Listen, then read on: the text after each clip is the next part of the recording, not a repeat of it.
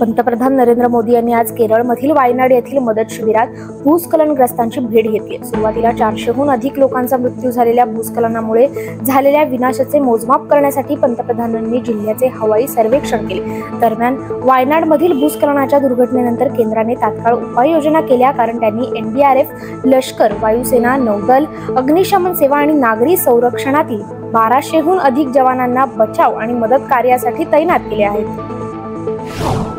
राष्ट्रपती द्रौपदी मुर्मू यांना शनिवारी त्यांचे समकक्ष जोसे रामोस होर्टा यांच्या हस्ते Grand Collar of the Order of Timor Leste हा देशाचा सर्वोच्च नागरी पुरस्कार प्रदान करण्यात आला। सार्वजनिक सेवा आणि शिक्षण, समाज कल्याण आणि महिला सबलीकरणासाठी केलेल्या समर्पणासाठी हा पुरस्कार दिला जातो। राष्ट्रपती मुर्मू यांनी सांगितले की हा सन्मान भारत आणि तिमोर लेस्टे यांच्यातील मैत्रीच्या नात्याचे प्रतिबिंब आहे, असे त्यांच्या कार्यालयाने ट्विटरवरील पोस्टमध्ये म्हटलं आहे। भारताचे परराष्ट्र मंत्री एस जयशंकर यांनी आज मालदीवचे राष्ट्रपती मोहम्मद मुइज्जू यांची भेट घेतली आणि दोन्ही राष्ट्रांच्या आणि व्यापक क्षेत्राच्या हितासाठी भारत मालदीव संबंध मजबूत करण्याच्या नवी दिल्लीच्या वचनबद्धतेची पुष्टी केली आहे। गेल्या वर्षी सुप्रीम कोर्टाचे नेतृत्व करण्यासाठी नियुक्त करण्यात आलेले हसन आणि पंतप्रधान शेख हसीना यांचे निष्ठावंत म्हणून पाहिले जाते।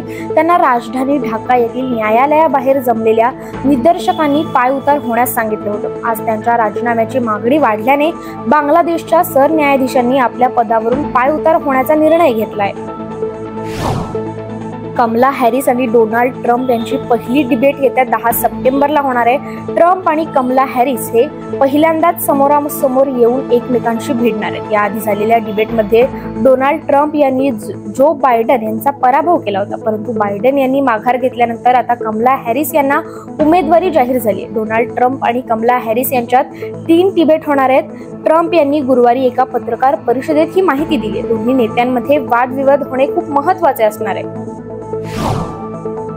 अमेरिकेचे परराष्ट्र सचिव अँटनी ब्लिंकन यांनी शुक्रवारी इस्रायलचे संरक्षण मंत्री योआव गॅलंट यांना एका फोन कॉलमध्ये सांगितले की मध्य पूर्वेतील तणाव वाढणे कोणत्याही पक्षाच्या हिताचे नाही, तसेच गाझा युद्धविरामाच्या गरजेवरही भर दिला, असे परराष्ट्र विभागाने सांगितले। जपानमधील अधिकाऱ्यांनी लोकांना होर्डिंग टाळण्याचे आवाहन केले, कारण संभाव्य मेगा कंपाच्या चिंतेने शनिवारी आपत्ती किट आणि दैनंदिन गरजांच्या मागणीत वाढ झाली। आपल्या अशा पहिल्या सल्ल्यामध्ये हवामान एजन्सीने सांगितले की गुरुवारी दक्षिणेला 7.1 तीव्रतेच्या धक्क्याने मोठा भूकंप होण्याची शक्यता आहे, ज्यामुळे 14 जण जखमी झाले। शनिवारी टोकियोच्या एका सुपरमार्केटमध्ये कंप संबंधित मीडिया रिपोर्टचे श्रेय असलेल्या विशिष्ट उत्पादनांच्या कमतरतेबद्दल ग्राहकांची माफी मागणारे चिन्ह लावले गेले। संभाव्य विक्री निर्बंध मार्गावर आहेत, चिन्हात म्हटले आहे। अस्थिर खरेदीमुळे बाटलीबंद पाणी आधीच रेशनिंग केले जात आहे। उत्तर कोरियाचे नेते किम जोंग उन यांनी या आठवड्यात चीनच्या सीमेजवळील पूरग्रस्त भागाला भेट दिली आणि अलीकडील मुसळधार पाऊस आणि पुरामुळे बाधित झालेल्यांना मदत करण्याच्या योजनांना संबोधित केले, ज्यामध्ये नवीन घरे बांधली जाईपर्यंत सुमारे 15,400 लोकांना देशाच्या राजधानीत आणणे समाविष्ट आहे, असे माध्यमांना सांगितले। किंग चार्ल्स तिसरा यांनी यूके मधील विविध शहरांमध्ये उफाळलेल्या अतिउजव्या दंगलीच्या आक्रमक निषेधानंतर 700हून अधिक अटक करण्यात आल्याने एकतेच्या आव्हानासाठी शांततापूर्ण प्रतिनिदर्शकांच्या सामुदायिक भावनेचे कौतुक केलंय। हमास चीफ इस्माईल हनियाला संपवल्यानंतर गाझा पट्टीत सुरू असलेल्या युद्ध थांबणार नाहीये, उलट ते अजून भीषण बनत चाललंय। इस्रायलने शनिवारी गाझा पट्टीतील एका शाळेवर हल्ला केला, यात 100 पेक्षा जास्त लोक ठार झालेत। ब्राझीलमधील साओ पावलो येथे झालेल्या विमान अपघातात 61 जणांचा मृत्यू झालाय।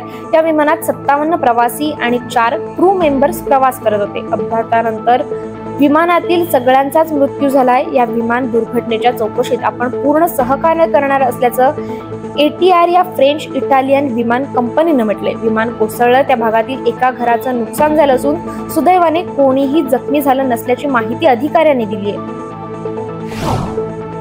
पिनाका युद्धाच्या मैदानात शत्रूला सळो की पळो करणारे स्वदेशी बनावटीचे घातक एअर सिस्टीमचे तिसरे मॉडेल साकार होत आहे. पिनाक MK3 असे त्याचे नाव आहे. या एअर डिफेन्स फॅब्रिकेशनचे काम सुरू आहे. या रॉकेट लॉन्चरमुळे हिंदुस्थानची मारक क्षमता खूप पटीने वाढणार आहे.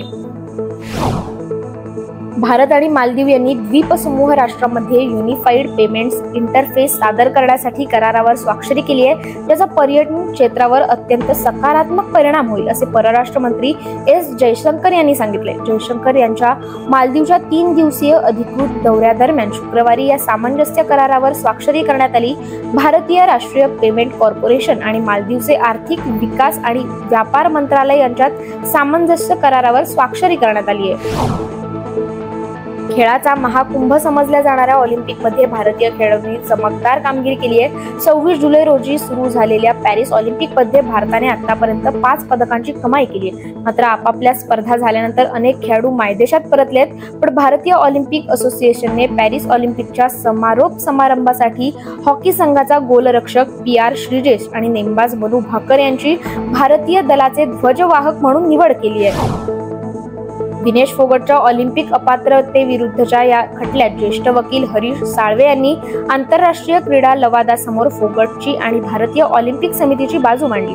या प्रकरणातील सुनावणीची प्रक्रिया पूर्ण झाली असून पॅरिस ऑलिम्पिक 2024च्या समारोह कार्यक्रमाआधी आज पॅरिसमधील स्थानिक वेळेनुसार संध्याकाळी 6 वाजता या खटल्याचा अंतिम निकाल जाहीर करण्यात येणार आहे.